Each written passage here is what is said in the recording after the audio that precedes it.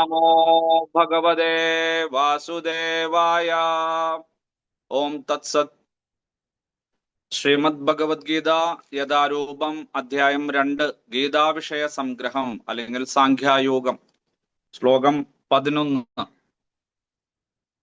ഭഗവാൻ സംസാരിച്ചത് നമ്മൾ കേട്ടു അധ്യായത്തിന്റെ ആരംഭത്തില്. പക്ഷെ അത് നിഷിദ്ധമായിട്ടുള്ള ഒരു വിമർശനം പോലെയായിരുന്നു. കാരണം അർജുനൻ ശിഷ്യത്വം സ്വീകരിച്ചിട്ടില്ല, ഭഗവാന് ശരണം പ്രാപിച്ചിട്ടില്ല. ഭഗവാന് ശരണം പ്രാപിച്ചവരോട് ഭഗവാനോട് ചെറിയ താല്പര്യവും ശരണം പ്രാപിക്കാത്തവരോട് ചെറിയൊരു ഇഷ്ടക്കുറവും ഭഗവാന് ഉണ്ട്.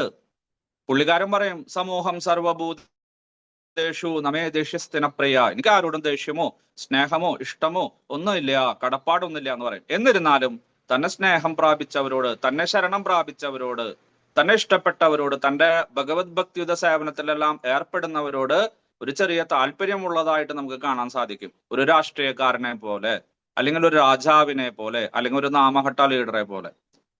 കാരണം ഇത് ആചാര്യന്മാര് തന്നെ പറയുന്നതാണ്. പ്രപന്ന പാരിജാതായ, പ്രപന്നന്മാർക്ക്, തന്നെ ശരണം പ്രാപിച്ചവർക്ക് ഭഗവാൻ പാരിജാത വൃക്ഷം പോലെയാണ്, കൽപ്പവൃക്ഷം പോലെയാണ്. ചോദിച്ചതെല്ലാം കൊടുക്കും, ആഗ്രഹിച്ചതെല്ലാം കൊടുക്കും. എന്നാലോ ശരണം പ്രാപിക്കാത്തവർക്കോ തോത്രവേത്രേ കഭാണയെ, കയ്യില് ചമ്മട്ടിക്കോലേന്തിയവനെ പോലെയാണ്, ചാട്ടവാർ കയ്യിൽ പിടിച്ചവനെ പോലെയാണ്. ചിലപ്പോൾ അടിച്ചെന്ന് വരും, ചിലപ്പോൾ പേടിപ്പിച്ചെന്ന് വരും, ചിലപ്പോൾ ശബ്ദം ഉണ്ടാക്കിയെന്ന് വരും, നമുക്ക് സൂചനകൾ നൽകിയെന്ന് വരും. അപ്പോ ഇവിടെ ആരംഭത്തിൽ ശരണം പ്രാപിച്ചിട്ടില്ല, ഒരു സുഹൃത്ത് ഭാവത്തിലാണ്, ബന്ധുഭാവത്തിലാണ്. അതുകൊണ്ട് കുതസ്ഥ കശ്മലമിതം വിഷമേ സമുപസ്ഥിതം ക്ലൈബ്യം മാസ്മഗമപ്പാർത്ത തുടങ്ങിയ അശ്ലീല പദങ്ങൾ അല്ലെങ്കിൽ മോശമായിട്ടുള്ള പദങ്ങളെല്ലാം ഉപയോഗിക്കേണ്ടി വന്നു. പക്ഷെ പാവം അർജുനൻ ഇവിടെ ശരണം പ്രാപിച്ചു. ശിഷ്യതേ അഹം ഷാദിമാം ത്വാം പ്രപന്നം, ഞാൻ അങ്ങയെ ശരണം പ്രാപിച്ചിരിക്കുന്നു, എന്നെ നേർവഴിക്ക് കൊണ്ടുവരേണ്ടത് ഇനി അങ്ങാണ്, അങ്ങ് എന്നെ ശാസിച്ചാലും ശിക്ഷണം നൽകിയാലും എന്ന് പറഞ്ഞു.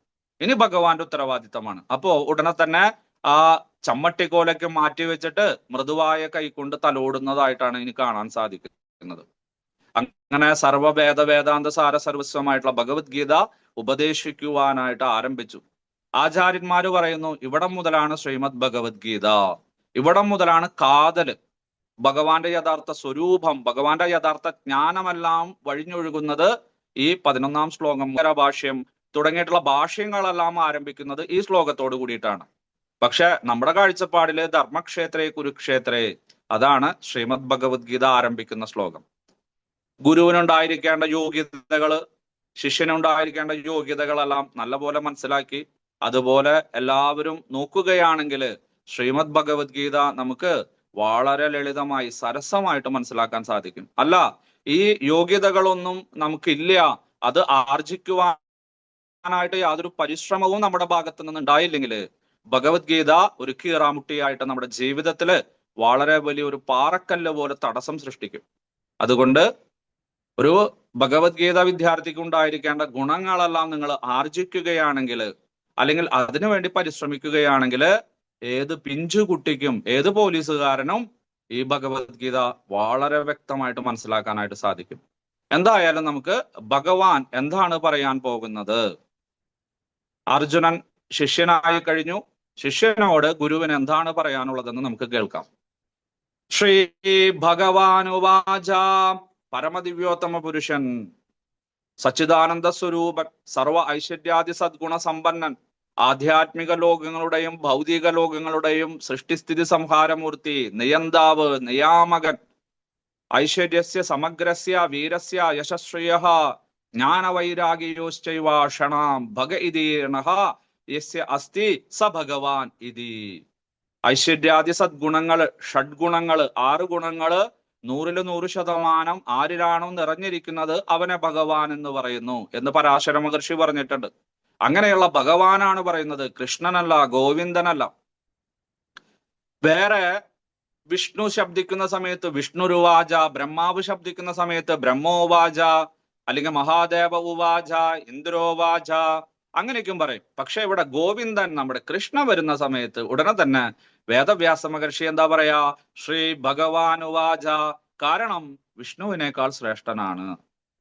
സകല ദേവതകളുടെയും ഉപരിയാണ്, പരമദിവ്യോത്തമ പുരുഷനാണ്, പരമം ദിവ്യം പുരുഷ. ഇനി ഭഗവാൻ തന്നെ പറയാൻ പോകുന്നുണ്ട്, ഞാൻ പരമനാണ്, ഞാൻ ദിവ്യനാണ്, ഞാൻ ശ്രേഷ്ഠനാണ്, ഞാൻ പുരുഷോത്തമനാണ്. അങ്ങനെയാണ് ഈ പരമദിവ്യോത്തമ പുരുഷൻ എന്ന വാക്ക് ശ്രീല ഭക്തി വേദാന്ത സ്വാമി പ്രഭുപാദർക്ക് കിട്ടിയത്. ഭഗവാൻ തന്നെ പറയാണ്, ഞാൻ ഇപ്രകാരമാണ്, എന്നെ ഇങ്ങനെ വിളിക്കുന്നതാണ് ഇഷ്ടം എന്ന് പറഞ്ഞു. അപ്പൊ ശരി, അങ്ങനെയാണെങ്കിൽ അങ്ങനെ വിളിക്കാം. കാരണം ഭഗവാൻ, കുറെ ആളുകളെ നമ്മൾ ഭഗവാൻ ജീവിച്ചിരിക്കുന്ന വ്യക്തികളോട്, അല്ല മരിച്ചുപോയ വ്യക്തികളോട്, ശ്രേഷ്ഠരായിട്ടുള്ള വ്യക്തികളോട്, മഹർഷിമാര്, യോഗി, ഋഷികള്, എല്ലാവരെയും നമ്മൾ ബഹുമാനം കൊണ്ട് ചിലപ്പോൾ ഭഗവാൻ എന്ന് വിളിക്കും. അസ്യ ശ്രീർ വിഷ്ണു ദിവ്യ സഹസ്രനാമ സ്തോത്ര മഹാമന്ത്രസ്യ ശ്രീ വേദവ്യാസോ ഭഗവാൻ ഋഷി. വേദവ്യാസ മഹർഷിയെ ചില ഗ്രന്ഥങ്ങളിൽ സഹസ്രനാമങ്ങളിലൊക്കെയും ഭഗവാനായിട്ടാണ് സങ്കല്പിക്കുന്നത്. ശ്രീമദ് ഭാഗവതത്തിലെ ചില സ്ഥലങ്ങളിൽ നോക്കിക്കഴിഞ്ഞാൽ നാരദ മഹർഷി വരുന്ന സമയത്ത് ഭഗവാൻ ദേവർഷിർ നാരദ എന്നൊക്കെ പറഞ്ഞിട്ട് കേൾക്കാം.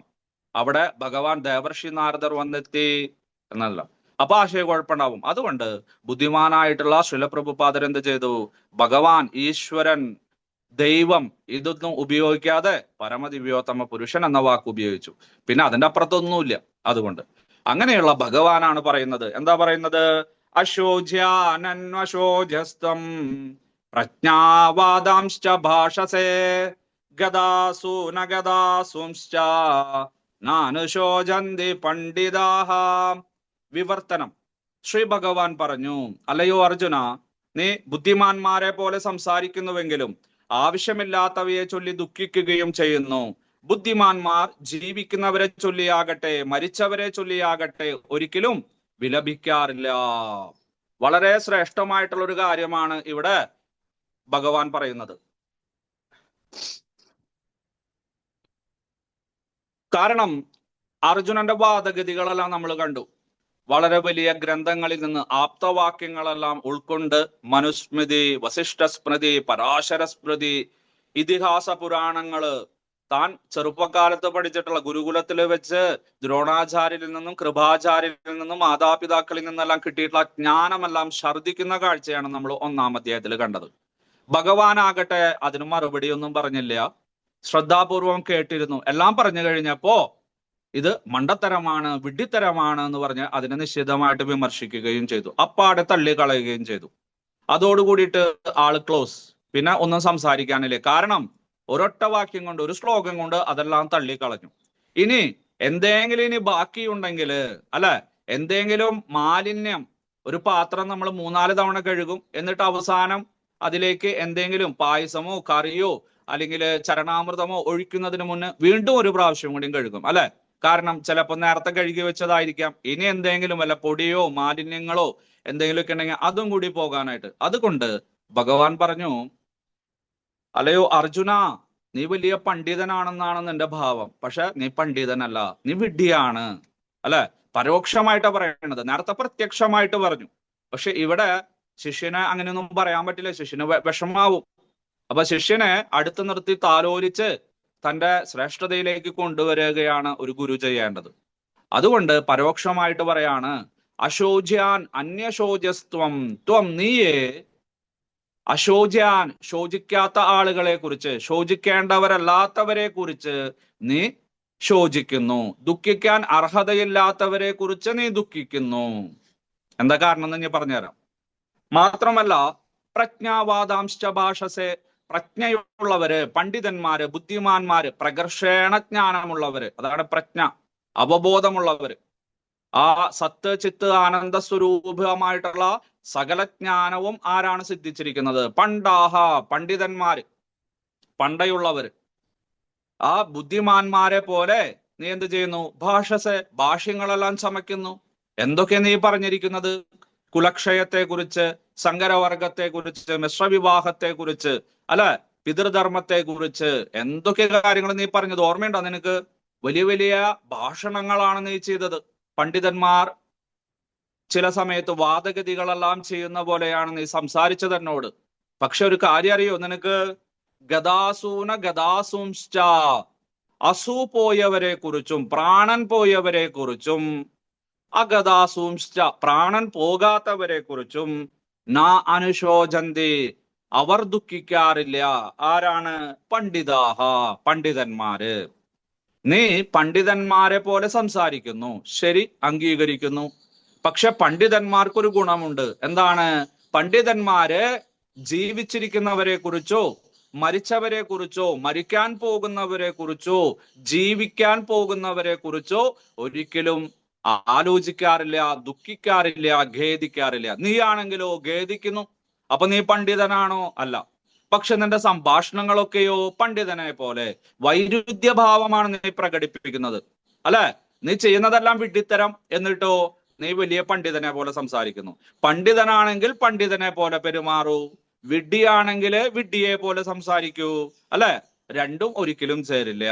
അതാണ് അശോച്യാൻ അന്നശോചസ്ത്വം. അർജുന, ദുഃഖിക്കാൻ അർഹതയില്ലാത്തവരെ കുറിച്ച് നീ ദുഃഖിക്കുന്നു, ദുഃഖിക്കേണ്ടവരല്ലാത്തവരെ കുറിച്ച് ദുഃഖിക്കുന്നു. ആരെ കുറിച്ചിട്ടാണ്? ഭീഷ്മപിതാമഹൻ, ദ്രോണാചാര്യര്, കൃപാചാര്യര്, ശല്യമാമൻ, അല്ലെ, യുധിഷ്ഠിരൻ, ഭീമസേനൻ, അല്ലെങ്കിൽ ദുര്യോധനൻ, ദുശാസനൻ. ഇതില് പ്രശസ്തരായിട്ടുള്ള ആളുകളെ കുറിച്ചിട്ട്. കാരണം ഭീഷ്മപിതാമഹനെ കുറിച്ചും ദ്രോണാചാര്യരെ കുറിച്ചും കൃപാചാര്യരെ കുറിച്ചുമാണ് കൂടുതൽ ഇവിടെ അർജുനന് ചിന്ത. അവരാരാണ്? മഹത്തുക്കള്, മഹാനുഭാവന്മാര്. അർജുനൻ തന്നെ പറയുന്നുണ്ടല്ലോ കഴിഞ്ഞ അധ്യായത്തില്, ഇവരെല്ലാം മഹാനുഭാവന്മാരാണ്. 2 ശ്ലോകം മുന്നു പറഞ്ഞു, അല്ലെ? ഇവര് മഹാനുഭാവന്മാരാണ്, മഹത്തായിട്ടുള്ള അനുഭാവമുള്ളവരാണ്, മഹത്തായിട്ടുള്ള അനുഭവമുള്ളവരാണ്, ധർമ്മവിത്തുക്കളാണ്, വേദവിത്തുക്കളാണ്, എല്ലാം അറിയുന്നവരാണ്. ഏതേത് സമയത്ത് ചെയ്യണം, ചെയ്യാൻ പാടില്ല എന്ന് അറിയുന്ന മഹാജനങ്ങളാണ് ഇവരെല്ലാവരും. അപ്പൊ അവരെ കുറിച്ച് ചിന്തിക്കേണ്ട വല്ല ആവശ്യമുണ്ടോ? ഇല്ല. നമ്മളെ പോലുള്ള ആളുകളാണ് യുദ്ധത്തിന് വന്നിരിക്കുന്നത്. ഓ, അർജുനൻ, അയ്യോ പാവം രാജരാജേന്ദ്ര പ്രഭു അല്ലെങ്കിൽ ആദികർത്ത പ്രഭു, അറിയില്ല, ഇതേ യുദ്ധത്തിൽ ചിലപ്പോൾ മരിക്കും, ഇതറിയാതെ യുദ്ധത്തിന് വന്നിരിക്കുന്നത് എന്നൊക്കെ വേണമെങ്കിൽ പറയാം. പക്ഷെ ഇവിടെ വന്നിരിക്കുന്നത് ആരാണ്? ഈ വേദശാസ്ത്ര പുരാണങ്ങളെല്ലാം അരച്ചു കലക്കി കുടിച്ചവര്, യുദ്ധനീതിയെ കുറിച്ച് അറിയുന്നവര്, രാജനീതിയെ കുറിച്ച് അറിയുന്നവര്, ദണ്ഡനീതി, രാജധർമ്മം, എല്ലാത്തിനെയും കുറിച്ച് നല്ലപോലെ അറിയാവുന്ന ആളുകളാണ് യുദ്ധത്തിന് വന്നിരിക്കുന്നത്, ഈ മഹാരഥികള്. അവരെ കുറിച്ച് ദുഃഖിക്കേണ്ട വല്ല ആവശ്യമുണ്ടോ? ഇല്ല. അതാണ് അശോച്യാൻ അന്നശോചസ്തഃ. ദുഃഖിക്കാൻ അർഹതയില്ലാത്തവരെ കുറിച്ച് അർജുന നീ വെറുതെ ദുഃഖിക്കുന്നു, വേവലാതിപ്പെടുന്നു, കരയുന്നു. പാരമാർത്ഥിക തലത്തിലും അവരെ കുറിച്ച് ദുഃഖിക്കേണ്ട, വ്യവഹാരിക തലത്തിലും ദുഃഖിക്കേണ്ട, 2 തരത്തിലും ദുഃഖിക്കേണ്ട. വ്യവഹാര തലത്തിൽ എന്താ ദുഃഖിക്കാൻ അർഹതയില്ലാത്തത്? അവർക്ക് ഇതെല്ലാം അറിയാം. രാജാക്കന്മാരായിട്ട് എത്രയോ കാലം ഇരുന്നവരാണ്, എത്രയോ വിദ്യാർത്ഥികളെ പഠിപ്പിച്ചവരാണ് ദ്രോണാചാര്യരും കൃപാചാര്യരും. എത്രയോ രാജാക്കന്മാരെ അവിടെ സിംഹാസനത്തിൽ അവരോധിച്ചവനാണ് ഭീഷ്മപിതാമഹൻ. അപ്പൊ അതുകൊണ്ട് അദ്ദേഹത്തിന് യുദ്ധത്തെക്കുറിച്ചും യുദ്ധത്തിന്റെ കെടുതികളെ കുറിച്ചും ചിലപ്പോൾ തിരിച്ചു പോകില്ല എന്നുള്ള ബോധവും കൊണ്ടാണ് ഉണ്ടചോറിന് നന്ദി കാണിക്കുവാനാണ് വന്നിരിക്കുന്നത്. അതുകൊണ്ട് വ്യാവഹാരിക തലത്തില് അവരെ കുറിച്ച് ചിന്തിക്കുകയേ വേണ്ട അർജുന. എന്നിട്ടും നീ ദുഃഖിക്കുന്നു, അവരെ കുറിച്ച് വെറുതെ വേവലാതിപ്പെടുന്നു. ഇനി പാരമാർത്ഥിക തലത്തിലാ നമ്മളെല്ലാം എന്താണ്?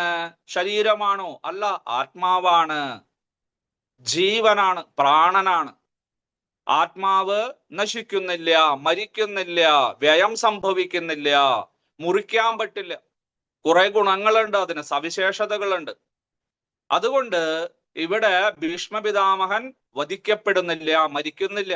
ദ്രോണാചാര്യരോ കൃപാചാര്യരോ ശല്യമാമനോ തന്റെ സഹോദരന്മാരോ ദുര്യോധനാദികളോ ആരും തന്നെ മരിക്കുന്നില്ല. അത് പാരമാർത്ഥിക തലത്തില്. ഇപ്പൊ 2 തലത്തിലും നോക്കുകയാണെങ്കിൽ ഭീഷ്മപിതാമഹനെ കുറിച്ചോ ദ്രോണാചാര്യരെ കുറിച്ചോ കൃപാചാര്യരെ കുറിച്ചോ മറ്റു സജ്ജനങ്ങളെ കുറിച്ചോ തന്റെ അച്ഛന് പ്രായമുള്ള ആളുകളെ കുറിച്ചോ ഒന്നും ദുഃഖിക്കേണ്ടതായിട്ടില്ല. കാരണം എന്താണ്? അവരെല്ലാവരും ആത്മാവാണ്, 1. 2, അവരെല്ലാം ഈ യുദ്ധത്തിന്റെ കെടുതികളെ കുറിച്ച്, യുദ്ധം എന്താണെന്നും യുദ്ധത്തിൽ ചിലപ്പോൾ മരിക്കുമെന്നും വീരക്ഷത്രിയ സ്വർഗം പ്രാപിക്കാനുള്ള ഒരു അവസരമായിട്ട് കണക്കാക്കിയിട്ടാണ് ഇവരെല്ലാവരും വന്നിരിക്കുന്നത്.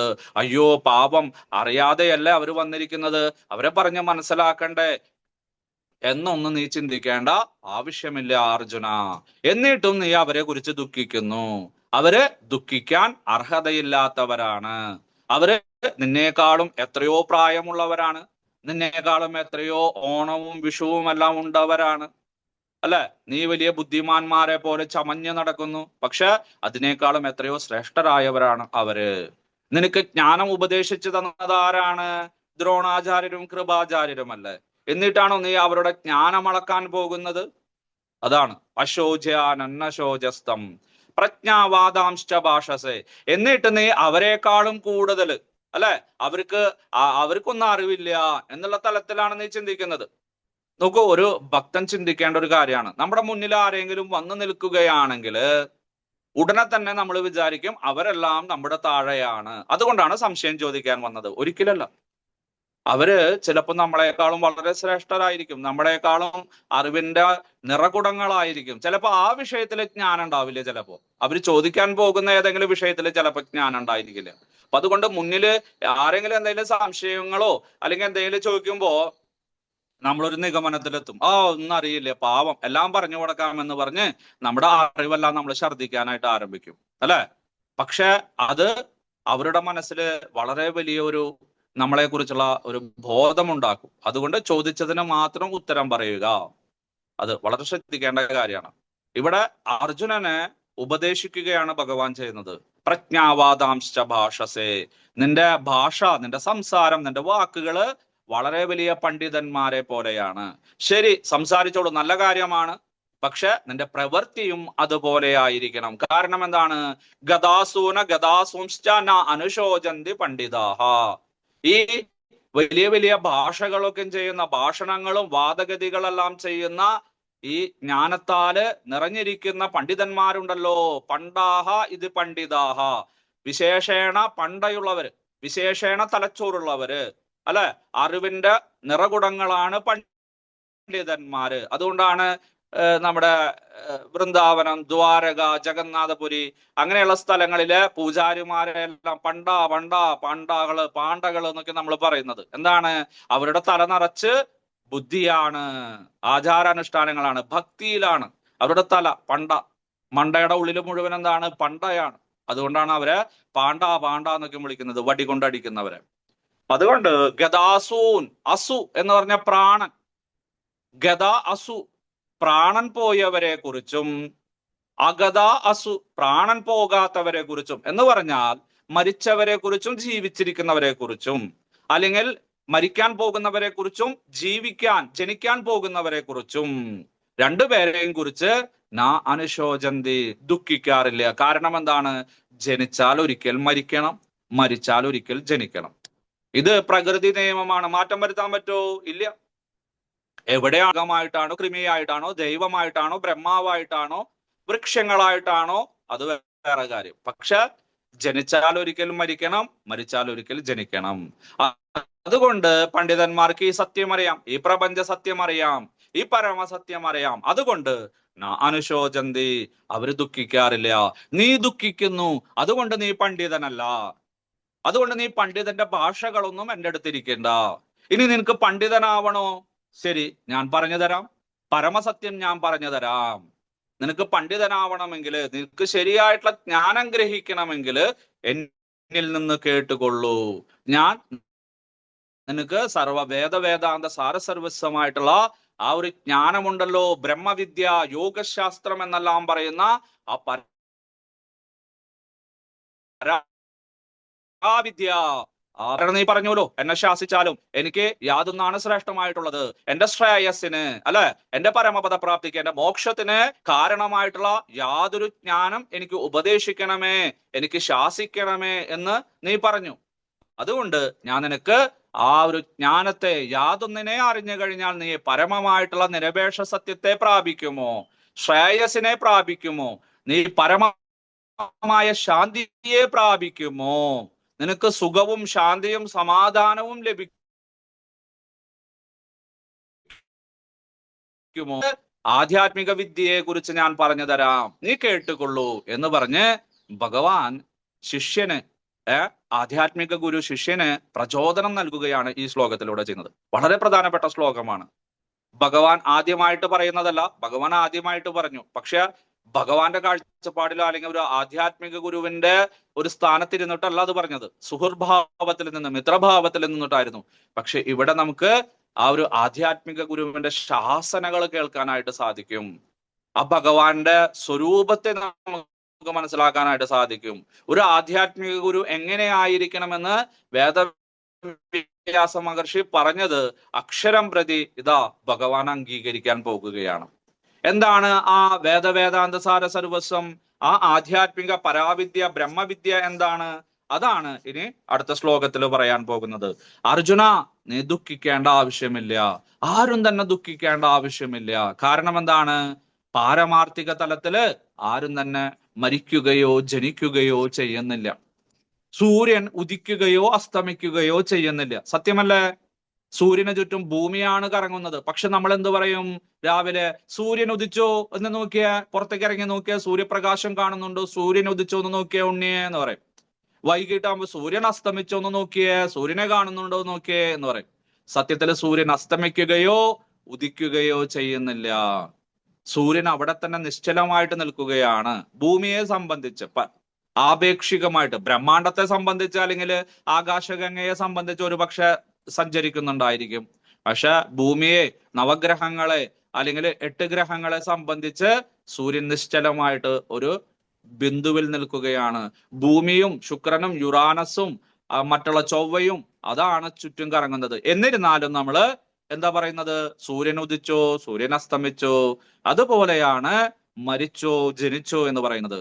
ആത്മാവിന് ജനനവുമില്ല മരണവുമില്ല, ശാശ്വതമാണ്. ആ ഒരു പ്രപഞ്ച സത്യം, ആ ഒരു പരമകാരണ സത്യം പറയാൻ പോകുകയാണ് ഭഗവാൻ ഇനിയുള്ള 3-4 ശ്ലോകങ്ങളിൽ കൂടെ. ഇതെല്ലാം ഉപനിഷത്തിൽ നിന്ന് കടമെടുത്തിട്ടുള്ള വാക്യങ്ങളാണ്. പൂർണ്ണമായിട്ടുമല്ല, ഒരു വരിയോ 2 വരിയോ. പിന്നെ ഭഗവാൻ സാഹചര്യത്തിനനുസരിച്ചിട്ട് ചെറിയ വ്യത്യാസങ്ങൾ വരുത്തി. പക്ഷെ ഇതിന് സദൃശ്യമായിട്ടുള്ള, ഇതിന് സമാനതകളുള്ള അനേകം ശ്ലോകങ്ങൾ നിങ്ങൾക്ക് ഖഡോപനിഷത്തിലും കേനോപനിഷത്തിലും പ്രശ്നോപനിഷത്തിലും ബൃഹദാരണ്യകോപനിഷത്തിലും ചാന്തക്യോപനിഷത്തിലും എല്ലാം കാണാനായിട്ട് സാധിക്കും. കാരണം അതിൽ നിന്ന് സർവോപനിഷദോ ഗാവോ ദോഗ്ധ ഗോപാലനന്ദനഹ എന്ന് നമ്മൾ ധ്യാന ശ്ലോകത്തിൽ പഠിച്ചു. സകല ഉപനിഷത്തിനെയും കറന്നിട്ടാണ് ഭഗവാൻ ഇവിടെ ഈ ഒരു ശ്രീമദ് ഭഗവത്ഗീത ഉപദേശിച്ചത്. അപ്പൊ പിന്നെ ഇതില് ആ ഉപനിഷത്ത് വാക്യങ്ങൾ വേണം. അപ്പൊ അതുകൊണ്ട് ചില ശ്ലോകങ്ങളോട് സമാനതകൾ നമുക്ക് തോന്നിയേക്കാം. ഭഗവാൻ പറയാണ് ശ്ലോകം 12 നത്വേ വാഹം ജാതുനാസം ഭവിഷ്യാമഃ സർവേ വയമദപരം. വിവർത്തനം, ട്രാൻസ്ലേഷൻ. അല്ലയോ അർജുന, ഞാൻ ഇല്ലാതിരുന്ന ഒരു കാലം ഉണ്ടായിട്ടേ ഇല്ല. അതുപോലെ താങ്കളും ഈ കാണുന്ന രാജാക്കന്മാരുമെല്ലാം എന്നും ഉണ്ടായിരുന്നു. ഒരിക്കലും നമ്മെല്ലാവരും ഇല്ലാതാവുകയുമില്ല. ഭാവാർത്ഥം, പർപ്പട്ട്. ഭാവാർത്ഥം എഴുതിയ അഭയചരണാരവിന്ദ ഭക്തി വേദാന്ത സ്വാമി പ്രഭുപാദ് മഹാരാജ് കി ജയ്. വേദങ്ങളിൽ കഠോപനിഷത്തും ശ്വേതാശതരോപനിഷത്തും പറയുന്നു, സർവേശ്വരനായ ഭഗവാൻ ശ്രീകൃഷ്ണൻ എണ്ണമറ്റ ജീവാത്മാക്കളെ അവരവരുടെ കർമ്മങ്ങൾക്കും അവ ഉളവാക്കുന്ന പ്രതികരണങ്ങൾക്കും അനുയോജ്യങ്ങളായ വ്യത്യസ്ത പരിതസ്ഥിതികളിൽ പുലർത്തിപ്പോരുന്നു. ആ സർവേശ്വരൻ തന്നെ തന്റെ സമ്പൂർണ്ണ അംശങ്ങളായി ഓരോ ജീവസത്തയുടെയും ഹൃദയത്തിൽ കുടികൊള്ളുന്നുണ്ട്. ഉള്ളിലും പുറത്തും ഒരേ പരമപുരുഷനെ കാണാൻ കഴിവുള്ള സാധുജനങ്ങൾക്ക് പരിപൂർണവും ശാശ്വതവുമായ സമാധാനം ലഭിക്കൂ. അപ്പൊ ഇവിടെ ഇനി നിങ്ങൾക്ക് കുറച്ച് ശ്ലോകങ്ങള് ഉപനിഷത്ത് ശ്ലോകങ്ങളെ പോലെ കുറച്ച് കഠിനമുള്ളതായിട്ട് തോന്നും. പക്ഷെ വളരെ ലളിതമായിട്ടുള്ള ഭാവാർത്ഥം കൊണ്ട് ശ്രീല ഭക്തി വേദാന്ത സ്വാമി പ്രഭുപാദര് സരളമായിട്ട് അവതരിച്ചിരിക്കുന്നു. അപ്പൊ എന്താണ്? നത്വേ വാഹം ജാതുനാസം. ജാതുനാസം ഉണ്ടായിട്ടേ ഇല്ല. ത്വം അല്ലെ, ഞാൻ. അഹം ഞാൻ. നതു ആകട്ടെ, എന്നാലാകട്ടെ. അർജുന, എന്തുകൊണ്ടാണ് ദുഃഖിക്കരുത് എന്ന് പറയുന്നത് അറിയോ നിനക്ക്? എന്നാലാകട്ടെ. തു എന്നാലാകട്ടെ. അഹം ഞാൻ. ജാതു ന അസം. ഇവിടെ ഉണ്ടായിട്ടേ ഇല്ല, എന്നൊരു കാലം ഉണ്ടായിട്ടില്ല. എന്ന് വെച്ചാൽ എന്താണ്? ഞാൻ ഉണ്ടായിരുന്നു.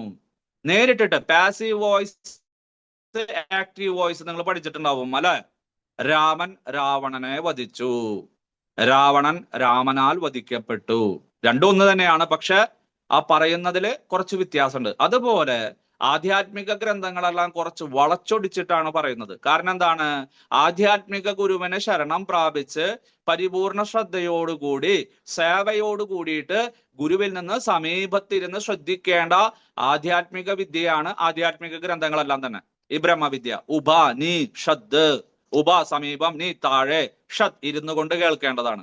അപ്പോ ഒരു നാണയോ വെള്ളി നക്ഷത്രമോ അല്ലെങ്കിൽ മംഗളമോ മനോരമയോ അല്ലെങ്കിൽ ബോബനമൂളിയോ വായിക്കുന്ന ലാഘവത്തോടു കൂടിയിട്ട് ചിലപ്പോൾ നമുക്ക് വായിക്കാൻ പറ്റില്ല.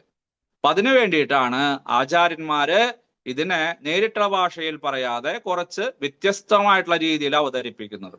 ഇവിടെ പറയാ നത്വേ വാഹം ജാതുനാസം, ഞാൻ ഇല്ലാതിരുന്ന ഒരു കാലം ഉണ്ടായിട്ടേ ഇല്ല അർജുന. എന്ന് വെച്ചാൽ എന്താണ്?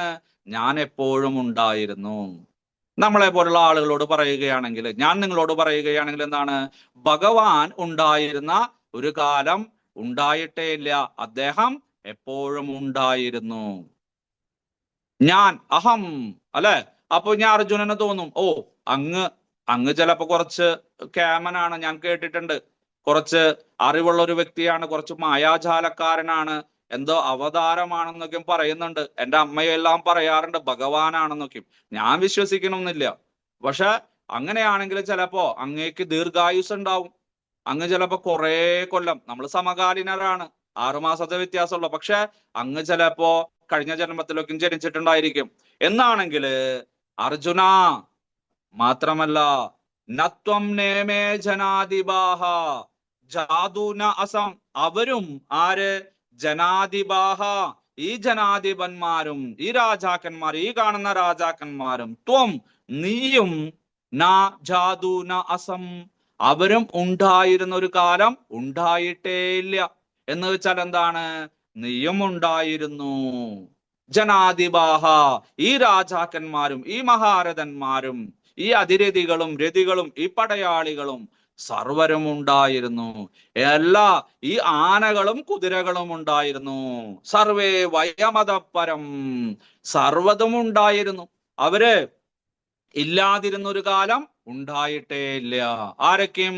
നീയും ഞാനും ഈ രാജാക്കന്മാരും ഈ പടയാളികളും ആനകളും കുതിരകളും സർവതും, എല്ലാവരും ഇല്ലാതിരുന്ന ഒരു കാലം ഉണ്ടായിട്ടേ ഇല്ല. എന്ന് വെച്ചാൽ എന്താണ്? എല്ലാതും ഉണ്ടായിരുന്നു. എപ്പോൾ?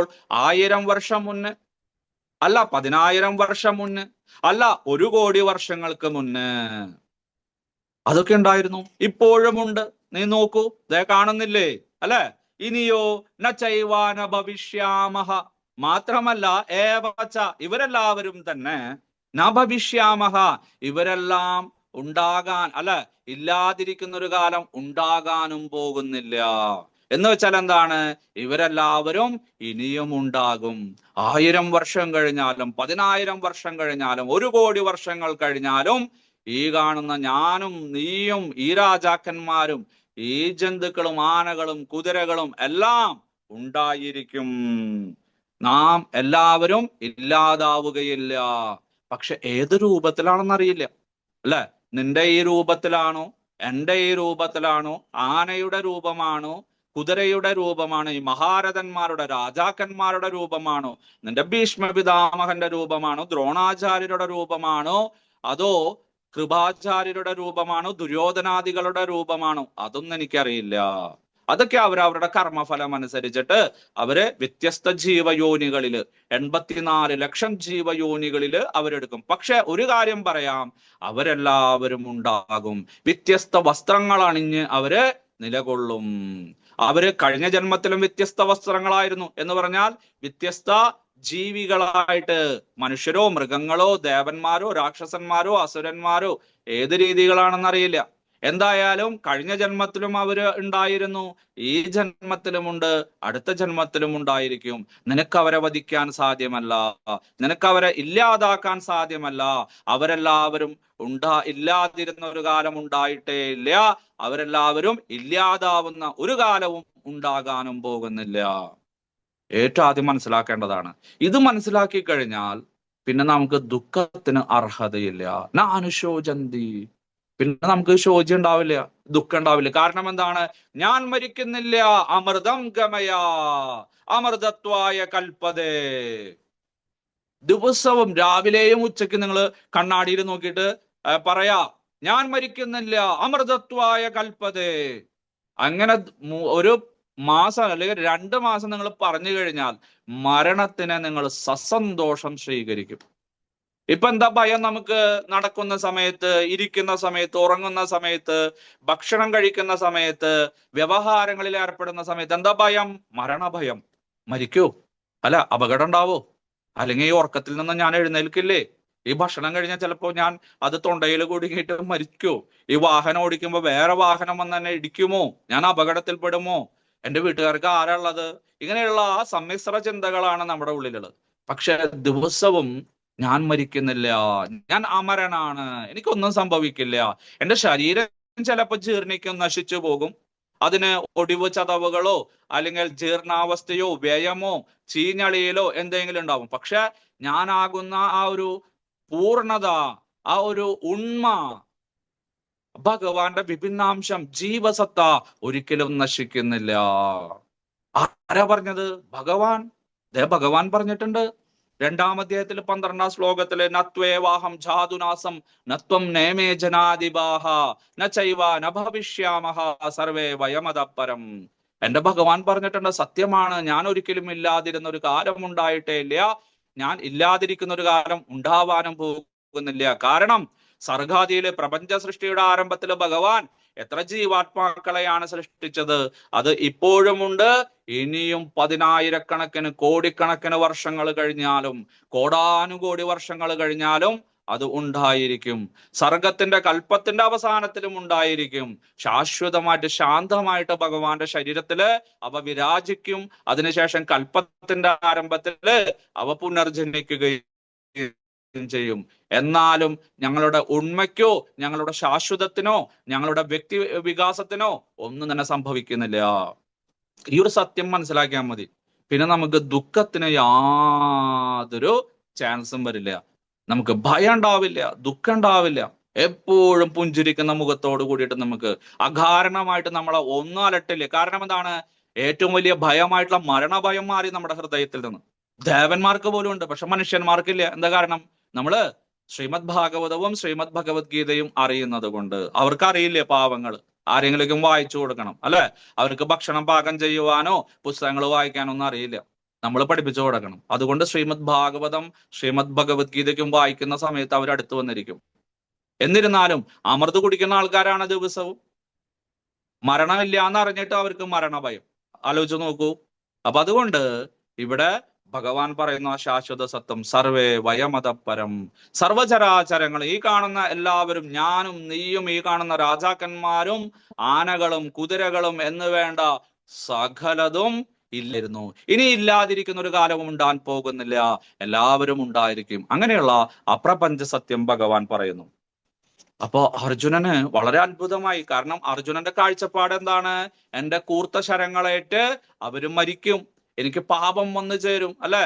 എല്ലാവരെയും ഞാൻ വധിക്കും, ഞാൻ കാരണമാണ് അവർ മരിക്കാൻ പോകുന്നത്. ഞാൻ ജയിച്ചിട്ട് എന്ത് പ്രയോജനം? ഇവരൊന്നും ഇല്ലാതിരിക്കുന്ന ആ ലോകത്ത് ഞാൻ ഏകനായിട്ട്, അല്ലെങ്കിൽ ഞാനും എൻ്റെ സഹോദരന്മാരും കൂടിയിട്ട് ഞങ്ങൾ എങ്ങനെ ആഹ്ലാദിക്കുവാനാണ്? ഇങ്ങനെ കുറെ കാര്യങ്ങൾ അദ്ദേഹത്തിന്റെ തലയിലുണ്ട്. അതുകൊണ്ട് ഭഗവാൻ പറഞ്ഞു, അർജുന, അവരുണ്ടാവും. നീ അവരെ വധിച്ചാലും അവര് ജനിക്കും. എവിടെയാണെന്നറിയില്ല, അവര് ഉണ്ടായിരിക്കും. മാത്രമല്ല, അവർ മഹാജനങ്ങളാണ്, തത്വദർശികളാണ്, വേദവിത്തുകളാണ്. അവർ അജ്ഞാനികളല്ല, ജ്ഞാനമുള്ളവരാണ്. എന്റെ മുന്നിൽ വെച്ച് നിന്റെ ശരങ്ങളേറ്റ് ഭഗവാന്റെ സമക്ഷം അവിടെ വീരസ്വർഗം പ്രാപിക്കുവാനായിട്ട് വന്നിരിക്കുന്നവരാണ്, അല്ലെങ്കിൽ ഉത്കൃഷ്ട ലോകങ്ങളിലേക്ക് പോകാനായിട്ട് റെഡി ആയിട്ട് വന്നിരിക്കുന്നവരാണ്, വൈകുണ്ഠ ലോകങ്ങളിലേക്ക് പോകാൻ വന്നിരിക്കുന്നവരാണ്. അതുകൊണ്ട് നീ നിന്റെ കർമ്മത്തെ അനുഷ്ഠിക്കൂ. ഒരു ഉദാഹരണ സഹിതം ഞാൻ പറഞ്ഞു തരാം എന്ന് പറഞ്ഞ് വളരെ ലളിതമായിട്ടുള്ള ഒരു ദൃഷ്ടാന്തം പറയുകയാണ് ഭഗവാൻ ഇനി ചെയ്യുന്നത്. ഭഗവാന്റെ ശൈലി അങ്ങനെയാണ്.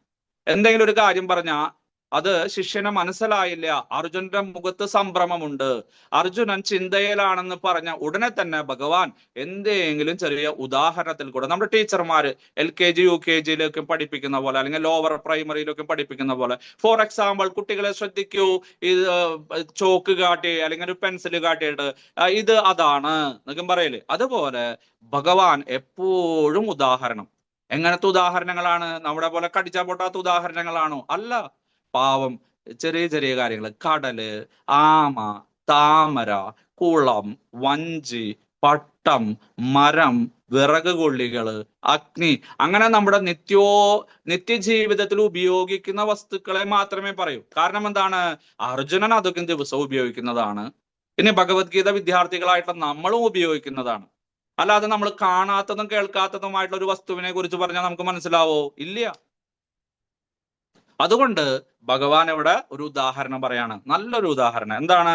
ശ്ലോകം 13 പറയുന്നത്, ദേഹിനോസ്മിൻ യഥാ ദേഹേ കൗമാരം യൗവനം ജരാ തഥാ ദേഹാന്തര പ്രാപ്തിർ ധീരസ്ത്രത്തരമുഹ്യതേ. വിവർത്തനം: അല്ലയോ അർജുന, ശരീരസ്ഥനായ ആത്മാവ് ബാല്യത്തിൽ നിന്നും യൗവനത്തിലേക്കും പിന്നെ വാർദ്ധക്യത്തിലേക്കും കടക്കുന്നത് പോലെ മരണശേഷം ആത്മാവ് മറ്റൊരു ശരീരത്തിലേക്ക് പ്രവേശിക്കുന്നു. സമചിത്തനായ ഒരാൾക്ക് ഈ പരിണാമത്തെ പറ്റി ഒരിക്കലും സംഭ്രമമുണ്ടാവില്ല. ഭാവാർത്ഥം പർപ്പട്ട്. ഭാവാർത്ഥം എഴുതിയ അഭയചരണാരവിന്ദ ഭക്തിവേദാന്ത സ്വാമി പ്രഭുപാദ് മഹാരാജ് കി ജയ്. ഈ ശ്ലോകത്തിന്റെ ആശയ വിശദീകരണം: ഓരോ ജീവസത്തയും ഓരോ വ്യക്തിഗത ജീവാത്മാവാകയാൽ നിമിഷം തോറും ശരീരം രൂപാന്തരപ്പെട്ടുകൊണ്ടിരിക്കുന്നു. ചിലപ്പോൾ കുട്ടിയായിട്ടും യുവാവായിട്ടും വൃദ്ധനായിട്ടും കാണപ്പെടുന്നു. എന്നാൽ ആത്മാവ് മാറ്റമില്ലാതെ നിലകൊള്ളുന്നു. ഈ ജീവാത്മാവ് മരണാനന്തരം പുതിയൊരു ശരീരം എടുക്കുന്നു. അടുത്ത ജന്മത്തിൽ അതിന് തീർച്ചയായും ആത്മീയമോ ഭൗതികവുമായ മറ്റൊരു ശരീരം ഉണ്ടാകും. അങ്ങനെയിരിക്കെ അത്രയധികം ഉത്കണ്ഠ കൊള്ളുന്ന ഭീഷ്മദ്രോണാദികളുടെ മരണത്തെ ചൊല്ലി അർജുനൻ വിലപിക്കേണ്ടതില്ല. മറിച്ച് പഴകിപ്പോയ ശരീരങ്ങൾക്ക് പകരം പുതുചൈതന്യം ഉൾക്കൊള്ളുന്നവയെ അവർക്ക് സ്വീകരിക്കാൻ കഴിയുമെന്നതിൽ സന്തോഷിക്കുകയാണ് വേണ്ടത്. ഈ ജന്മത്തിൽ ചെയ്തിട്ടുള്ള കർമ്മങ്ങൾക്ക് അനുയോജ്യമായി വിവിധ സുഖഭോഗങ്ങളും ക്ലേശങ്ങളും അനുഭവിക്കാൻ ഇടതരുന്നു ഇത്തരം ദേഹാന്തര പ്രാപ്തികൾ. ഒന്നെങ്കിൽ ഭീഷ്മപിതാമഹനും ദ്രോണാചാര്യർക്കും അവർ മഹാന്മാരായതുകൊണ്ട് അടുത്ത ജന്മത്തിൽ ആത്മീയമായ ശരീരം ലഭിക്കും. അല്ലെങ്കിൽ ഉപരിലോകങ്ങളിൽ ഉത്കൃഷ്ടമായ ഭൗതിക സുഖങ്ങൾ ആസ്വദിക്കുന്നതിന് ഉതകുന്ന ശരീരമെങ്കിലും ലഭിക്കും. എങ്ങനെയായാലും അവർ ദുഃഖിക്കാനില്ല. ഇവിടെ ആ ചെറിയ ഒരു ഉദാഹരണം പറയാണ്. എന്താണ്? ദേഹിനോസ്മിൻ യഥാ ദേഹേ. യഥാ എപ്രകാരമാണ്, ദേഹേ ദേഹത്തില്, നാം ഈ കാണുന്ന ഭൗതിക ശരീരത്തില്, പഞ്ചഭൂതങ്ങളെ കൊണ്ട് സൃഷ്ടിച്ചിട്ടുള്ള ഈ ദേഹത്തില്, ദേഹിനഹ ദേഹി ഇരിക്കുന്നത്. എന്താണ് ദേഹി? ആത്മാവ്. ആത്മാവിനെ കുറെ ഭാഷകളെ കൊണ്ട് നമ്മൾ പറയാറുണ്ട്. എന്തൊക്കെയാണ്? ജീവൻ, അല്ലെ? ജീവൻ പോയി, അവിടെ പ്രാണൻ പോയി, അല്ലെ? ഇനി ദേഹി, ദേഹത്തിന്റെ ഉള്ളിലിരിക്കുന്നവൻ, ദേഹത്തിന്റെ ഉടമസ്ഥൻ ആരാണ്? ദേഹി. ശരീരത്തിന്റെ ഉടമസ്ഥൻ ശരീരി. ഇങ്ങനെ അനേകം ഭാഷകൾ വേദാന്തത്തിൽ ഉപയോഗിക്കുന്നുണ്ട്. ശ്രീമദ് ഭഗവത്ഗീതയിൽ നിങ്ങൾക്ക് കാണാനായിട്ട് സാധിക്കും. യഥാ ദേഹേ എപ്രകാരമാണ് ഒരു ദേഹത്തില്, ദേഹിനഹ അസ്മിൻ, ഈ ദേഹത്തില്, അസ്മിൻ ദേഹേ ഈ ദേഹത്തില്, ദേഹി ഈ ദേഹത്തിന്റെ ഉടമയായിട്ടുള്ള ദേഹി ഇരിക്കുന്നത്. എന്തെങ്കിലും വ്യത്യാസമുണ്ടോ? വ്യത്യാസമുണ്ട്. പക്ഷെ ഇപ്പൊ പറഞ്ഞിട്ട് കാര്യമില്ല. ഇപ്പൊ നമുക്ക് അതിനെ കുറിച്ചിട്ട് ഉൾക്കൊള്ളാൻ പറ്റില്ല. അപ്പൊ ഇവിടെ ദേഹി, ശരീരി എന്നൊക്കെയാണെങ്കിൽ ആത്മാശബ്ദം ഉപയോഗിച്ചാൽ മതി. ജീവൻ, പ്രാണൻ അങ്ങനെ വിചാരിച്ചാൽ മതി. പക്ഷെ ആത്മാവും ഈ ദേഹിയും ഈ ശരീരവും എല്ലാം ഒന്നാണോ എന്ന് ചോദിച്ചു കഴിഞ്ഞാൽ വേദാന്തം അനുസരിച്ച്, ഉപനിഷത്ത് അനുസരിച്ച് അല്ല, വേറെ വേറെയാണ്. ചെറിയ വ്യത്യാസങ്ങളുണ്ട്. ഇവിടെ ഇഞ്ചിയും ചുക്കും പോലെ, അല്ലെ? രണ്ടും ഒന്നാണെന്ന് ചോദിച്ചു കഴിഞ്ഞാൽ ഒന്ന് തന്നെയാണ്, പക്ഷെ വ്യത്യാസമുണ്ട്. അതുപോലെ ഇവിടെ ആത്മാവ് ശുദ്ധ ചൈതന്യമാണ്, ഭഗവാന്റെ വിഭിന്നാംശമാണ്, ഭഗവാന്റെ സകല ഗുണങ്ങളോടും കൂടിയിട്ടുള്ള ആ സത്ത് ചിത്ത് ആനന്ദ സ്വരൂപമാണ് ആത്മാവ്. അതിനെ ഒന്നും തന്നെ ചെയ്യാൻ സാധിക്കില്ല. പക്ഷെ ആ ഒരു ആത്മാവ് ദേഹത്തിലേക്ക് പ്രവേശിച്ച് ദേഹത്തില് അഭിമാനിയായിട്ട് മിഥ്യാഹങ്കാരത്തോടു കൂടിയിട്ട് ഞാൻ ചെയ്യുന്നു, ഞാൻ ചെയ്യിപ്പിക്കുന്നു, ഞാനാണ് ഇതിന്റെ ഉടമസ്ഥൻ എന്ന് സങ്കല്പിക്കുമ്പോൾ അത് ആ ബദ്ധാത്മാവായിട്ടുള്ള ദേഹിയായിട്ട് മാറുന്നു. ഏത്? യുരാത്മാവ്. സത്യത്തില് ആത്മാവിന് ഒന്നുമില്ല. ആത്മാവ് പൂർണ്ണ ഗുണങ്ങളോട് കൂടിയിട്ടുള്ള, സകല ഗുണങ്ങളോടും കൂടിയിട്ടുള്ള, യാതൊരു മാലിന്യവുമില്ലാത്ത ചൈതന്യമാണ്, ശാശ്വതമാണ് അത്. പക്ഷെ ദേഹത്തിലേക്ക് പ്രവേശിച്ച ഉടനെ ദേഹവുമായിട്ട് താതാത്മ്യം പ്രാപിച്ചിട്ട് അത് മിഥ്യാഹങ്കാരത്തോട് കൂടിയിട്ട് ദേഹിയായിട്ട് സ്ഥിതി ചെയ്യുന്നു. അപ്പൊ ചെറിയൊരു വ്യത്യാസം വന്നു. ഇനി ശരീരിയോ, അതുപോലെ തന്നെ ശരീരത്തിന്റെ ഉള്ളിൽ പ്രവേശിച്ച് ഞാനാണ് ചെയ്യുന്നത്, ഞാനാണ് ചിന്തിക്കുന്നത്, ഞാനില്ലെങ്കിൽ കാണാമായിരുന്നു, ഇങ്ങനെയുള്ള ഒരു മിഥ്യാധാരണ കാമക്രോധ മോഹലോഭത്തോട് കൂടിയിട്ട് താതാത്മ്യം പ്രാപിച്ചിട്ട് അല്ലെ, താതാത്മ്യം പ്രാപിക്കും. നടന്മാര് ഒരു സിനിമയിൽ അഭിനയിച്ച് അവര് അടുത്ത സിനിമയിലേക്ക് ഒരു ഇടവേള കൊടുക്കും. അല്ലെങ്കിൽ എന്താ ഉണ്ടാവാന്നറിയോ, ആ സിനിമയിലെ കഥാപാത്രമായിട്ട് അവർ തന്മയീഭവിക്കും. പോലീസുകാരനാച്ച പോലീസുകാരന്റെ പോലെ, അടുത്തതിൽ കള്ളനാവും, പക്ഷെ അഭിനയിക്കുന്നത് പോലീസുകാരന്റെ പോലെ ആവും. അപ്പൊ അവർക്കൊരു ഇടവേള കൊടുക്കണം.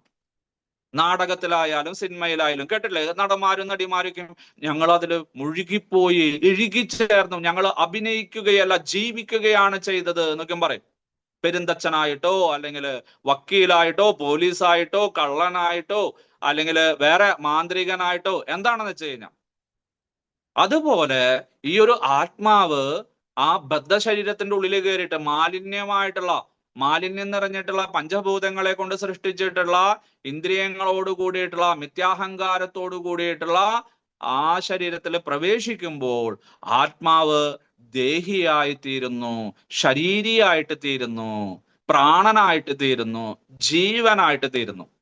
അപ്പോ ആത്മാവ് വേറെ, പക്ഷെ നമുക്ക് സാധാരണ ഭാഷയിൽ ഇപ്പോ നമ്മൾ ലോവർ പ്രൈമറി കുട്ടികളാണ്, അപ്പൊ അതുകൊണ്ട് ഇനി ശരീരിയെന്നോ ദേഹിയെന്നോ എല്ലാം പറയുമ്പോൾ നമ്മൾ എന്ത് വിചാരിച്ചാൽ മതി, ആത്മാവെന്ന് വിചാരിച്ചാൽ മതി. എന്നിരുന്നാലും ആത്മാവും ശരീരവും ദേഹിയും വ്യത്യാസമുണ്ടെന്ന് ഭഗവത്ഗീത വിദ്യാർത്ഥികളായിട്ടുള്ള നിങ്ങൾ അറിഞ്ഞാൽ മതി. അതിനെ കുറിച്ചിട്ട് ഇനി വലിയ കലങ്കുഷിതമായിട്ടൊന്നും ചിന്തിക്കേണ്ട ആവശ്യമില്ല. കാരണം ആ അധ്യായത്തിന്റെ ഈ ഭഗവത്ഗീതയുടെ അവസാനം നിങ്ങൾക്ക് അതിന്റെ യഥാർത്ഥ സ്വരൂപം മനസ്സിലാക്കാനായിട്ട് സാധിക്കും. ഇപ്രകാരം ദേഹിനഹ അസ്മിൻ ദേഹേ, ഈ ഒരു ദേഹത്തില് ദേഹി എപ്രകാരമാണ് സ്ഥിതി ചെയ്തത് അല്ലെ, എപ്പോ മാതാവിന്റെ ഉദരത്തിൽ വെച്ച് ശരീരം ഉണ്ടാകുകയും ആ ശരീരത്തിന്റെ ഉള്ളിലേക്ക് ഈ ഒരു ആത്മാവ് പ്രവേശിക്കുകയും ചെയ്തിട്ടുണ്ട്. എപ്പോൾ? കൗമാരം യൗവനം ജരാ, ശിശുവായിരിക്കുന്ന സമയത്ത് ശൈശവത്തില്, പിന്നെ കൗമാരം കുമാരനായിരിക്കുന്ന സമയത്ത്, യൗവനം യുവാവായിരിക്കുന്ന സമയത്ത്, പിന്നെ വാർദ്ധക്യം ജരാനരകൾ ബാധിച്ച സമയത്ത്, ശരീരമെല്ലാം ചുക്കിച്ചുളിഞ്ഞപ്പോൾ, നര വന്നു തുടങ്ങിയപ്പോൾ നമ്മുടെ ശരീരത്തിന്റെ ഉള്ളിൽ ആരുണ്ടായിരുന്നു?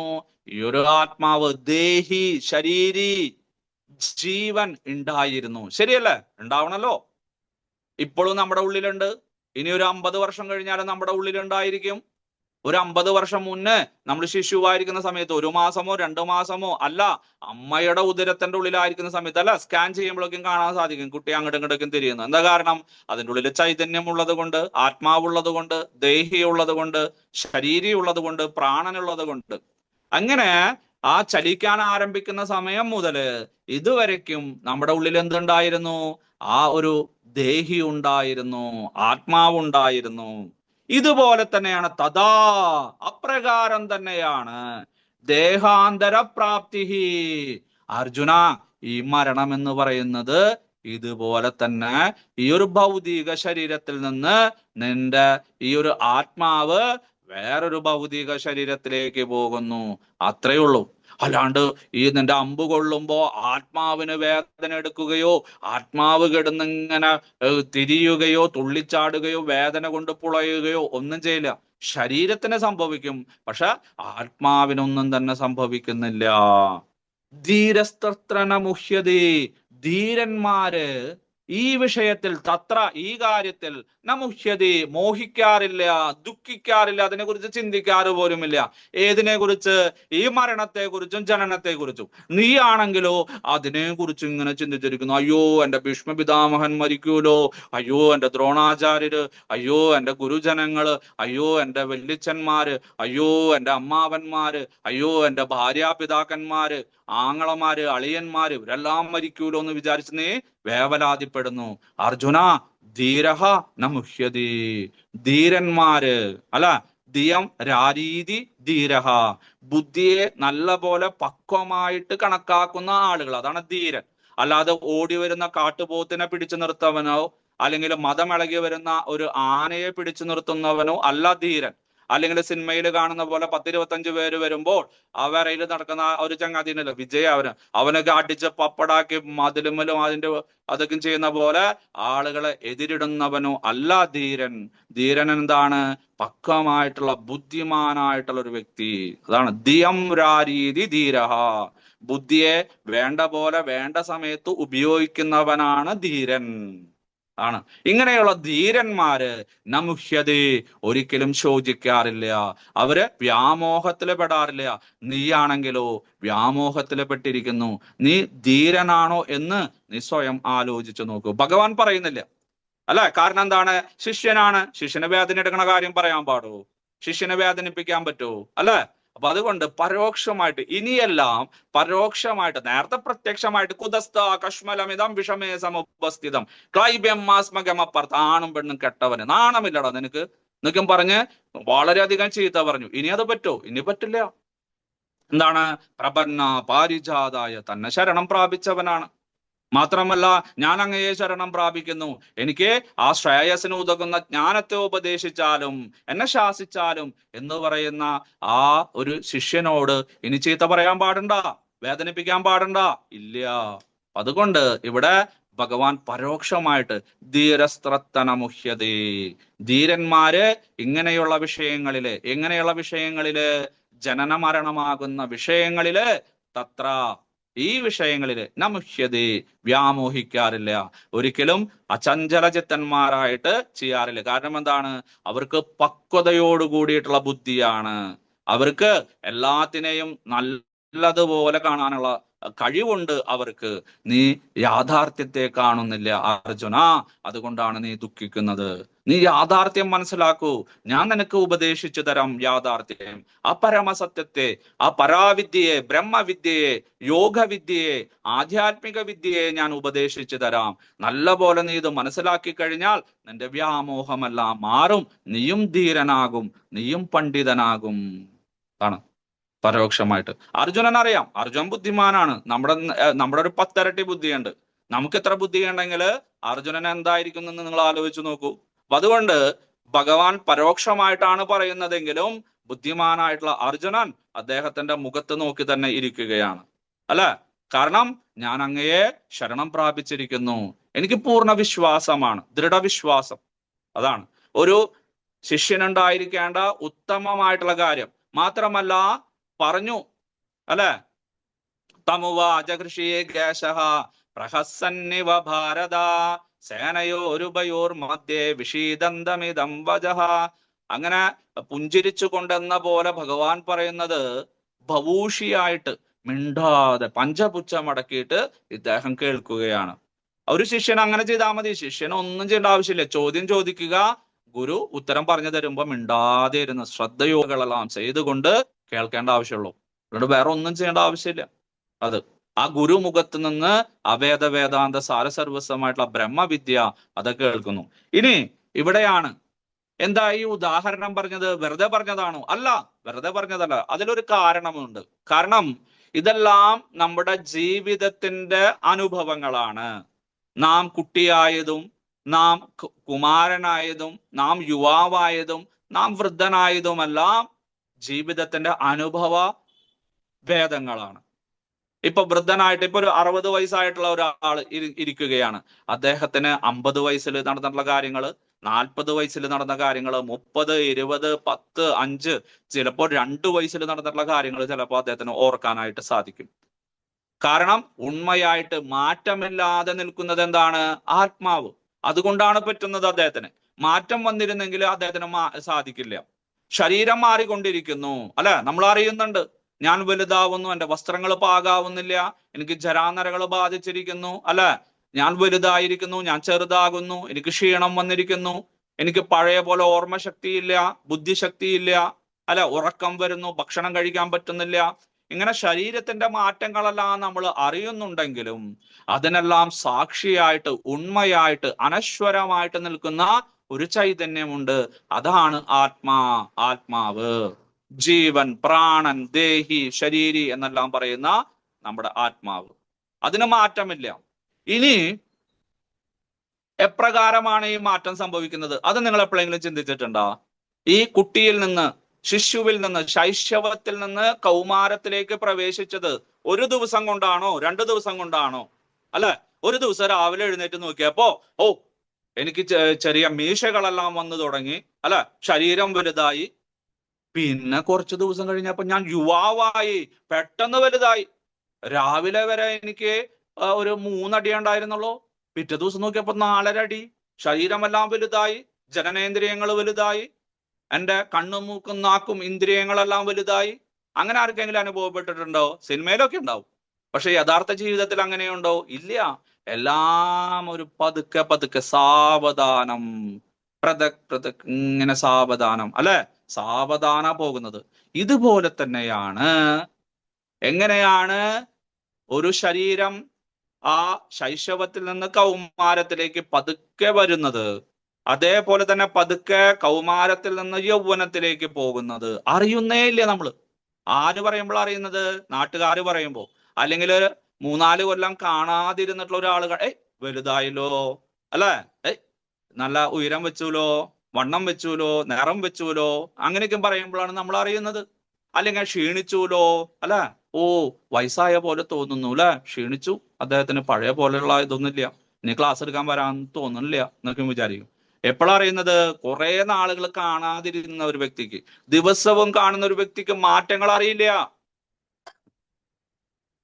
അതുപോലെ ഈ ഭൗതിക ശരീരത്തിൽ നിന്ന് ആത്മാവ് മറ്റൊരു ശരീരത്തിലേക്ക് പോകുന്നതിനെയാണ് മരണം എന്ന് പറയുന്നത്. അറിയുകയേ ഇല്ല. ശരീരത്തിനും അറിയില്ല, ആത്മാവിനും അറിയില്ല. നമ്മൾ ശ്വാസം പുറത്തേക്ക് വിടുന്നു. എത്ര പ്രാവശ്യം നമ്മൾ ശ്വാസം എടുക്കുന്നു, ശ്വാസം പുറത്തേക്ക് വിടുന്നു, അറിയുന്നുണ്ടോ നിങ്ങൾ? ഇല്ല. അതുപോലെ തന്നെയാണ് ഈ തലമുടി നാരിന്റെ അഗ്രത്തിന്റെ 10,000-ൽ 1 അംശം ഭാഗമുള്ള വലിപ്പമുള്ള ആത്മാകണം, ആത്മാവ് ഭൗതിക ശരീരത്തിൽ നിന്ന് വേർപെട്ട് അത് സൂക്ഷ്മ ശരീരത്തിൽ കൂടെ സഞ്ചരിച്ച് മറ്റൊരു ഭൗതിക ശരീരത്തിലേക്ക് പ്രവേശിക്കുമ്പോൾ ഈ പോയ ശരീരവും അറിയുന്നില്ല, പ്രവേശിച്ച ശരീരവും അറിയുന്നില്ല. എങ്ങനെയാണ് കൗമാരത്തിൽ നിന്ന് ആത്മാവ് ഈ യൗവനത്തിലേക്കുള്ള ശരീരത്തിലേക്ക് പ്രവേശിച്ചത്? വേറെ ശരീരമാണോ? അല്ല, ആ ശരീരം തന്നെ, അല്ലെ. അത് വലുതായ, റബ്ബർ ബാൻഡ് പോലെ വലുതായ? അല്ലെ. നിങ്ങളുടെ ശരീരം വലുതായിട്ടുണ്ടാവും, ആത്മാവ് വലുതായ? ഇല്ല. ആത്മാവ് ആ തലമുടി നാരിന്റെ അഗ്രത്തിന്റെ 10,000-ൽ 1 അംശമാണ് അപ്പോഴും ഇപ്പോഴും. ഇനി ആന വലുതാണ്, അതിന്റെ ആത്മാവിന്റെ വലിപ്പം എത്രയാണ്? ഇത് തന്നെ. ഉറുമ്പ് ചെറുതാണ്, അതിന്റെ ആത്മാവിന്റെ വലിപ്പം എത്രയാണ്? ഇത് തന്നെ. ഒരു വ്യത്യാസമില്ല. ആത്മാവ് സകല ജീവജാലങ്ങളിലും, ബ്രഹ്മാവ് മുതൽ കൊറോണ വൈറസ് വരെ, അല്ലെ, ഇപ്പൊ നമ്മൾ കണ്ടുപിടിച്ചിട്ടുള്ള ഏറ്റവും വലിയ ചെറിയ വൈറസ് അതാണ്. പണ്ട് അമീബ, ബാക്ടീരിയ എന്നൊക്കെ പറയും. ഇപ്പോ കൊറോണ വൈറസ് മുതല് ബ്രഹ്മാവ് വരെയുള്ള സകല ജീവജാലങ്ങളിലുമുള്ള ആത്മാവിന്റെ വലിപ്പം എത്രയാണ്? തലമുടി നാരിന്റെ അഗ്രത്തിന്റെ 10,000-ൽ 1 അംശം. അതൊരിക്കലും മാറാൻ പോകുന്നില്ല. അത് കൗമാരത്തിലായിക്കോട്ടെ, യൗവനത്തിലായിക്കോട്ടെ, വാർദ്ധക്യത്തിലായിക്കോട്ടെ, ഇനി ആനയുടെ ശരീരത്തിലേക്കാണ് നിങ്ങൾ പോകുന്നത്, അതൊരിക്കലും വലുതാവുന്നില്ല. ഉറുമ്പിന്റെ ശരീരത്തിലേക്കാണ്, ചിതലിന്റെ ശരീരത്തിലേക്കാണ്, ചെറുതാകുന്നില്ല. അത് ശാശ്വതമാണ്, നിത്യമാണ്, അവ്യയമാണ്, ഒന്നും സംഭവിക്കുന്നില്ല. അർജുന, അതുകൊണ്ട് നീ ദുഃഖിക്കേണ്ട ആവശ്യമില്ല. നീ പണ്ഡിതനെ പോലെ പെരുമാറൂ, നീ ധീരനെ പോലെ പെരുമാറൂ. ഈ കാര്യത്തിലൊന്നും ഒരിക്കലും വ്യാമോഹമോ അല്ലെങ്കിൽ മോഹമോ അല്ലെങ്കിൽ ദുഃഖമോ ഒന്നും വെച്ച് പുലർത്തേണ്ടതില്ല. കാരണം എന്താണ്? വ്യാവഹാരിക തലത്തിലും അവരെ കുറിച്ച് ദുഃഖിക്കേണ്ട, പാരമാർത്ഥിക തലത്തിലും അവരെ കുറിച്ച് ദുഃഖിക്കേണ്ട. അവര് ശരീരമല്ല, മറിച്ച് അവര് ആത്മാവാണ് എന്ന് പറഞ്ഞ് ഭഗവാൻ ഇനി ആ ആത്മാവിന്റെ ഗുണങ്ങളെ കുറിച്ചിട്ട് വാചാലമായിട്ട് സംസാരിക്കുന്നതായിട്ട് നമുക്ക് അടുത്ത ആഴ്ച കേൾക്കാൻ സാധിക്കും. Hare Krishna. Thank you very much. എന്തെങ്കിലും ചോദിക്കാനുണ്ടെങ്കിൽ ചോദിക്കാം. കുറച്ച് സങ്കീർണമായിട്ടുള്ള ഒരു 10-15 ശ്ലോകങ്ങളാണ്. അതുകൊണ്ട് വളരെ കുറെ എടുത്തു പോയിട്ട് നിങ്ങൾ ആശയക്കുഴപ്പത്തിലാക്കാനായിട്ട് ഞാൻ ആഗ്രഹിക്കുന്നില്ല. ഉദാഹരണ സഹിതം സിമ്പിളായിട്ട് പറഞ്ഞു തരാൻ. കാരണം 2-ാമത്തെ അധ്യായം കുറച്ച് കടുകട്ടിയാണ്, ഗീതാവിഷയ സംഗ്രഹമാണ്. അതുകൊണ്ട് അത് വളരെ വേഗത്തിൽ എടുത്തു പോയി കഴിഞ്ഞാൽ അത് എന്നെയും നിങ്ങളെയും ബാധിക്കും. അതുകൊണ്ട് നമുക്ക് വളരെ പതുക്കെ പോയാൽ മതി. പയ്യെ തിന്നാൽ പ്ലെയിനും തിന്നാമെന്നാണ് തൃശ്ശൂർക്കാർ പറയുന്നത്. പണ്ട് പനയായിരുന്നു, പക്ഷെ ഇപ്പൊ അത് പ്ലെയിനായി മാറി. അതുകൊണ്ട് നമുക്ക് വളരെ പതുക്കെ പതുക്കെ പോകുകയാണെങ്കിൽ ശ്രീമദ് ഭഗവത്ഗീത പൂർണ്ണമായിട്ടും നമുക്ക് സേവിക്കാനായിട്ട് സാധിക്കും. Hare Krishna. Thank you very much. ആർക്കെങ്കിലും ചോദിക്കാനുണ്ടെങ്കിൽ ചോദിക്കാം, ഇല്ലെങ്കിൽ നമുക്ക് അവസാനിപ്പിക്കാം. ഹരേ കൃഷ്ണ പ്രഭു. ഹരേ കൃഷ്ണ പ്രഭു. ഒരു സംശയം എന്ന് വെച്ചാല് ആത്മാവ് നിത്യനും ശാശ്വതനുമാണ്. അപ്പൊ എന്നും ഉണ്ടായിരുന്നു, എന്നും ഉണ്ടായിരിക്കുകയും ചെയ്യും. അപ്പോൾ ഒരു ആത്മാവും പുതിയതായിട്ട് ഉണ്ടാകുന്നില്ല, എണ്ണം വർദ്ധിക്കുന്നുമില്ല. അപ്പൊ എണ്ണം എപ്പോഴും ഈക്വൽ ആയിട്ട് തന്നെ തുടരും അല്ലേ പ്രഭു? അങ്ങനെയാണോ പ്രഭു? ആത്മാവിന്റെ എണ്ണം ഇന്നലെ ഉണ്ടായിരുന്നത് മാത്രമേ ഇന്നും എന്നും ഉണ്ടാവും, ഇനി ഒരിക്കലും ആത്മാവിന്റെ എണ്ണം കൂടുകയില്ല, അങ്ങനെയാണോ പ്രഭു? അതെ, ശരിയാണ്. ആത്മാവ്, അതായത് പ്രപഞ്ച സൃഷ്ടിയുടെ ആരംഭത്തില് ദേവന്മാര് ഇത്ര, അസുരന്മാര് ഇത്ര, രാക്ഷസന്മാര് ഇത്ര, അഷ്ടവസുക്കള് ഇത്ര, നരന്മാര് ഇത്ര, കിന്നരന്മാര് ഇത്ര, വാനരന്മാര് ഇത്ര, വൃക്ഷലതാദികൾ ഇത്ര, ഭൂമിക്കുള്ളിൽ ഉള്ളത് ഇത്ര, കടലിനടിയിലുള്ളത് ഇത്ര, അങ്ങനെയൊക്കെയും ഭഗവാൻ സൃഷ്ടിച്ചിട്ടുണ്ട്. 84 ലക്ഷം ജീവയോനികളില് ഓരോ ജീവയോനികളും ഇത്ര ഇത്ര എന്ന് പറഞ്ഞിട്ടുണ്ട്.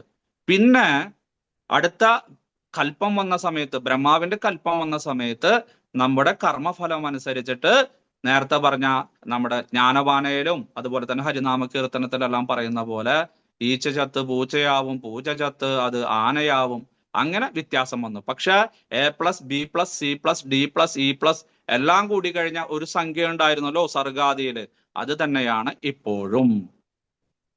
എണ്ണത്തിൽ വ്യത്യാസം വരുന്നില്ല, പക്ഷെ വിഭാഗത്തിൽ വ്യത്യാസം വരും, എണ്ണത്തിൽ വ്യത്യാസം വരുന്നില്ല. ആയിക്കൊണ്ടിരിക്കും, അത്രേ ഉള്ളൂ. ഹരേ കൃഷ്ണ. ഹരേ കൃഷ്ണ. താങ്ക് യു പ്രഭു. നമ്മുടെ സമയം അവസാനിച്ചിരിക്കുന്നു. വരിക, യാതൊരു മുടക്കം കൂടാതെ പ്രഭുജിയെ കിട്ടണം. സോ പ്രഭുജിക്കും പ്രഭുജിയുടെ കുടുംബത്തിനും നമ്മൾ 2 പ്രാവശ്യം ഹരേ കൃഷ്ണ മന്ത്രം പറഞ്ഞ് വൈൻഡപ്പ് ചെയ്യാം. ഹരേ കൃഷ്ണ. ഹരേ കൃഷ്ണ. ഹരേ കൃഷ്ണ. ഹരേ ഹരേ രാമ രാമ ഹരേ രാമ രാമ രാമ ഹരേ ഹരേ ഹരേ കൃഷ്ണ.